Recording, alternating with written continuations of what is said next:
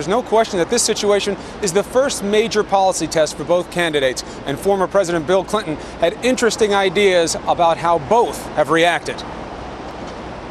You have a quick reaction on what the president said last night? I thought it was the clearest explanation that he or his team, Secretary Paulson and Chairman Bernanke, I thought it was the clearest statement of why we're in the fix we're in, or at least what the nature of it is, and why some national action is needed. So I thought on balance I had a positive reaction. Do you believe the Democrats should move quickly and push through the president's bailout plan? I think they should move as quickly as they can, but I think both Democrats and Republicans want to know exactly how this $700 billion is going to be invested. They're willing, I think, to stabilize the system. They understand we don't want the stock market to collapse, that over half the American people have a direct or an indirect stake in that. They understand that we have to get the economy going again. Banks have to be free to lend again. People have to have confidence in their deposits.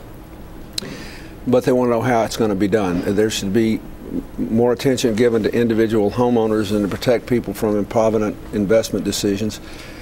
Whenever possible, if they make investment in companies, that ought to be done the way AIG was done, so the government has a chance to not only get its money back, but get it back at interest.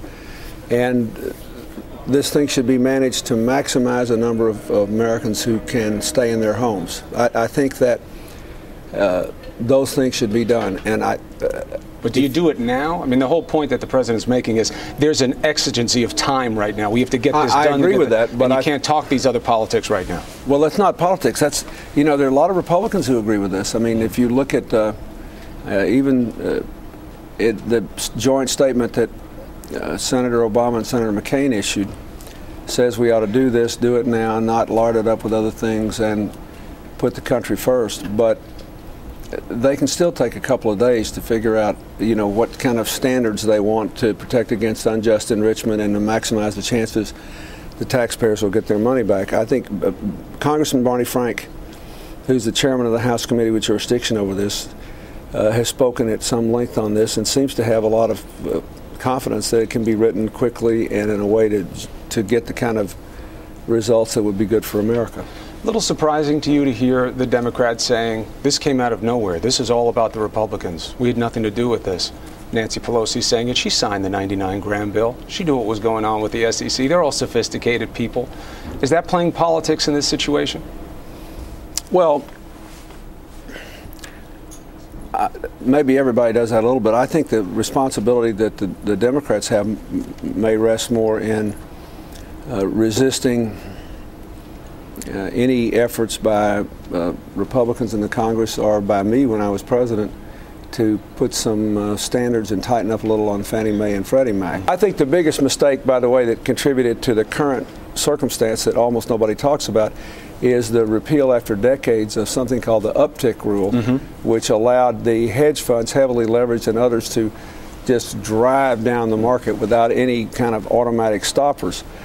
But we are where we are. I think the most important thing is that you got two candidates for president saying, let's try to minimize the partisan differences. We'll have plenty of time later to look at who caused this and what mistakes were made. Let's figure out what to do now and go forward. Two questions on that. McCain saying, forget about the debate for now. Let's get the work of government done. Good move? Well, I don't. I think only if they both agree. I mean, we know he didn't do it because he was afraid because Senator McCain wanted more debates. But, you know, you could have the debate and the guys could say, look, this is a national security issue. So we'll let them talk about this for a third or half the time. Or you could put it off a few days. The problem is it's hard to reschedule those things. But I think that I was encouraged that they issued that joint statement and said, let's don't analyze everybody's motives and everything on this. Let's just deal with this now and deal with it promptly. So I presume he did that in good faith, since I know he wanted. I remember he asked for more debates to go all around the country, and so I don't think we ought to overly parse that. Just let's deal with this issue.